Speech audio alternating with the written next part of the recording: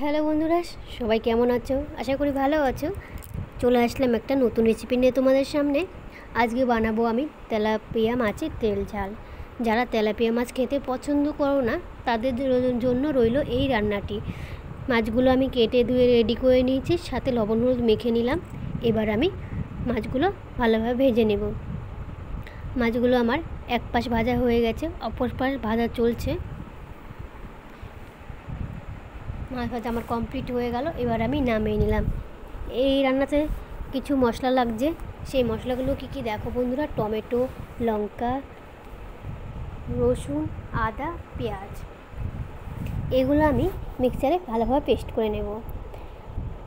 এবার কড়াইতে মাছের যে তেলটা আছে তার উপরে আরেকটু তেল দিয়ে দেব। এই পর্যায়ে আমি দিয়ে দেবো ফোড়ন। ফোড়নের জন্য আমি ব্যবহার করছি জিরা আর তেজপাতা।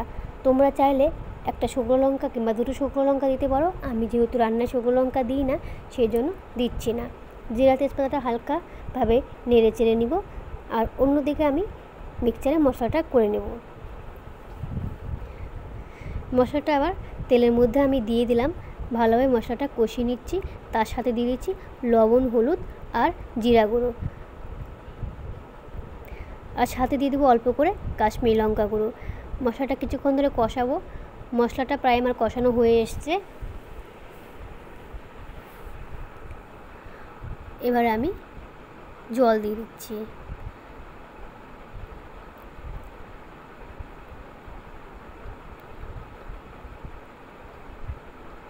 জল দিয়ে আমি গ্যাসটাকে একদম বাড়িয়ে দেবো, হাই ফ্লেমে করে দেবো। টকবক করে ফুটে উঠেছে। এবার কিন্তু আমি মাছগুলো দিয়ে দিব।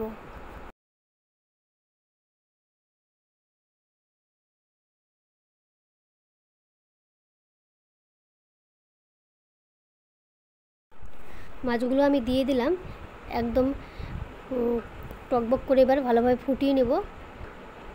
মাছ দেওয়ার পর একটু ভালোভাবে ফুটালে পরে মশলাগুলো মাছের মধ্যে যাবে, তবে খেতে ভালো লাগে মাছটা। এবার আমি নামানোর আগে দিয়ে দিচ্ছি অল্প করে কস্তুরি মেথি। কস্তুরি মেথি দিয়ে ভালোভাবে নেড়ে চেড়ে নেব। তাহলে বন্ধুরা রেডি হয়ে যাবে আমার তেলাপিয়া মাছের তেল ঝাল। এইভাবে তেলাপিয়া মাছের তেল ঝাল খেতে কিন্তু সত্যি খুব ভালো লাগে গরম গরম ভাতের সাথে।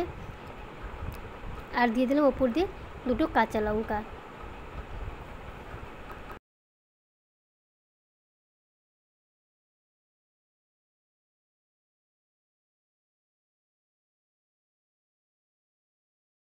একদম পারফেক্টভাবে হয়ে গেছে। এবার আমি নামিয়ে নিব। দেখো বন্ধুরা, নামিয়ে নিলাম তেলাপিয়া মাছের তেল ঝাল। তেলাপিয়া খেতে তেলাপিয়া মাছটা খেতে অনেকেই পছন্দ করে না। যদি এইভাবে রান্না করে খাও বারবার খেতে চাইবে। তো বন্ধুরা, তোমরা এইভাবে একবার করে খেও।